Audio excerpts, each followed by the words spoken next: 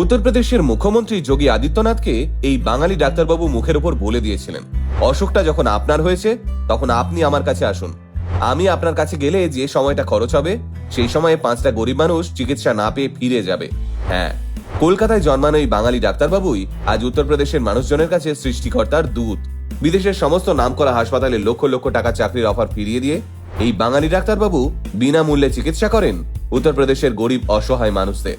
পদ্মশ্রী পুরস্কার পাওয়া এই ডাক্তারবাবুর নাম তপন কুমার লাহিড়ী। 83 বছর বয়সে পৌঁছেও প্রতিদিন সকালে উঠে কাঁধে একটা ব্যাগ আর হাতে কালো ছাতা নিয়ে হাসপাতালে পৌঁছে যান ডাক্তার লাহিড়ী, গরিব মানুষদের বিনামূল্যে চিকিৎসা করবেন বলে। কিন্তু কলকাতা মেডিকেল কলেজ থেকে পাশ করা একজন MBBS আচমকা উত্তরপ্রদেশে গিয়ে ডাক্তারি শুরু করলো কেন? কেনই বা নিজের সারা জীবনের অধিকাংশ সঞ্চয় দান করে দিলেন ডাক্তার তপন কুমার লাহিড়ী? চলুন তাহলে সেই সবটা জেনে নিই আজকের এই ভিডিওতে। 1941 সালে 3রা জানুয়ারি শহর কলকাতায় জন্মগ্রহণ করেন তপন বাবু। টাকার অভাবে গরিব মানুষদের চিকিৎসা না পাওয়ার চিত্রটা ছোট থেকেই ভাবিয়ে তুলেছিল তপন বাবুকে। তাই বড় হয়ে কলকাতা মেডিকেল কলেজ থেকে MBBS ডিগ্রি লাভ করেই মেধাবী তপন বাবু উচ্চশিক্ষার জন্য পাড়ি দেন সুদূর ইংল্যান্ডে। সেখানে 1969 সালে কার্ডিয়াক সার্জারিতে FRCS আর তারপর 1972 সালে থোরাসিক সার্জারিতে MCH ডিগ্রি লাভ করেই সোজা দেশে ফেরেন ডাক্তার তপন কুমার লাহিড়ী। বিদেশের কয়েক হাজার টাকার প্যাকেজ ছেড়ে মাত্র 250 টাকার বিনিময়ে বেনারসের institute of medical science reader পদে যোগ দেন তপন বাবু। আর অন্যদিকে গরিব মানুষদের বিনা পয়সায় চিকিৎসা করা শুরু হলো সেই সময় থেকেই। ধীরে ধীরে রিডার থেকে অধ্যাপক এবং পরবর্তীকালে কার্ডিও সার্জারি বিভাগে হেড অফ দ্য ডিপার্টমেন্ট হলেন তপন বাবু। গরিব মানুষদের চিকিৎসা করতে করতে বিয়ে করা হলো না ভদ্রলোকের। অন্যান্য কলিগরা বাড়ি গাড়ি করে ফেললেও ডাক্তার লাহিড়ী নিজের সমস্ত আনন্দ খুঁজে পেলেন গরিব মানুষগুলোর মুখের হাসিতে। এরপর আচমকাই একদিন তপনবাবু সিদ্ধান্ত নিলেন, সরকারের দেওয়া লক্ষাধিক টাকার মাইনেটাও তিনি আর নেবেন না, কারণ একা থাকার জন্য ওর অত টাকার দরকার পড়ে না। 2003 সালে চাকরি থেকে অবসর গ্রহণ করার পর জীবনযাপনের ক্ষেত্রে যতটুকু অর্থের প্রয়োজনীয়তা আছে সেটুকু বাদ রেখে পেনশনের বেশিরভাগ অংশটাও ডাক্তার লাহিড়ী দান করে দেন বিদ্যালয়ের তহবিলে। এর বিনিময়ে শুধু একটাই অনুরোধ করলেন তিনি, জীবনের শেষ দিন অবধি বিশ্ববিদ্যালয়ের একটা কোয়ার্টার রুমে থাকার। ডাক্তার লাহিড়ী যেদিন অবসর নিলেন তার 7 দিনের মধ্যে বিদেশের 5খানা হাসপাতাল লক্ষাধিক টাকা প্যাকেজ অফার করলেন ওকে।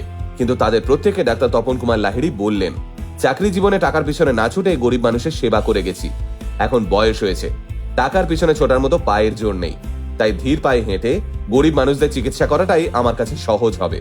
আপনাদের ধন্যবাদ আমাকে এই অফারটা করার জন্য। হ্যাঁ, ঠিক এতটাই সোজাসাপটা কথা বলেন ডাক্তার তপন কুমার লাহিড়ী। তবে বেনারস অঞ্চলের লোকেরা অবশ্য ডাক্তার লাহিড়ীকে ধন্বন্তরী বলে ডাকেন, কারণ ডাক্তার লাহিড়ী কম পয়সায় এমন ওষুধ দেন যা নাকি শয্যাশায়ী মানুষদেরও দৌড়ানোর মতো সুস্থ করে তোলে। আর সেই কারণে খোদ উত্তরপ্রদেশের মুখ্যমন্ত্রী যোগী আদিত্যনাথ যখন অসুস্থ হয়েছিলেন তিনি ডাক্তার লাহিড়ীকে ডেকে পাঠিয়েছিলেন চিকিৎসা পাওয়ার আশায়। কিন্তু তার উত্তরে ডাক্তার লাহিড়ী কি বলেছিলেন সেটা তো ভিডিও শুরুতে বলেই দিয়েছি। চিকিৎসার ক্ষেত্রে এই বিরাট অবদানের জন্য ইতিমধ্যেই পদ্মশ্রী পুরস্কার পেয়েছেন ডাক্তার তপন কুমার লাহিড়ী। পদ্মশ্রী সম্মান পাওয়ার পর ডাক্তার লাহিড়ী বলেছিলেন, এই সম্মানের জন্য সরকারকে অসংখ্য ধন্যবাদ। ঈশ্বরের আশীর্বাদ যদি সঙ্গে থাকে তাহলে আমার শেষ নিঃশ্বাস অবধি রোগীদের সেবা করে যেতে চাই। তবে শুধু রোগীদের সেবা করাই নয়, ডাক্তার লাহিড়ী নিজের হাতে এমন অনেক ডাক্তারকে তৈরি করেছেন যারা তার আদর্শে উদ্বুদ্ধ হয়ে মানব সেবা করে চলেছেন। তাই হয়তো অবসর নেওয়ার 20 বছর বাদেও প্রত্যেক বছর ডাক্তার লাহিড়ীর জন্মদিনটাকে ধুমধাম করে পালন করে হাসপাতাল কর্তৃপক্ষ। হ্যাঁ, প্রতি বছর 3রা জানুয়ারি তারিখে বেনারসের গঙ্গায় গরিব মানুষেরা শয়ে শয়ে প্রদীপ ভাসান ডাক্তার তপন কুমার লাহিড়ীর মঙ্গল কামনায়। কারণ তারা জানেন যতদিন এই বাঙালি ডাক্তার সাহেব আছেন ততদিন অবধি গরিব মানুষদের চিকিৎসা নিয়ে কোনো চিন্তা নেই।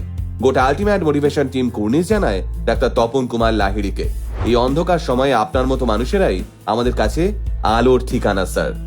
আল্টিমেট মোটিভেশন কথা বলে আমার আপনার মতো মানুষের, যারা সাধারণের ভিড়ে থেকেও অসাধারণ কিছু কাজ করে দেখায়। আল্টিমেট মোটিভেশন, বাংলায় মোটিভেশন, বাঙালির মোটিভেশন।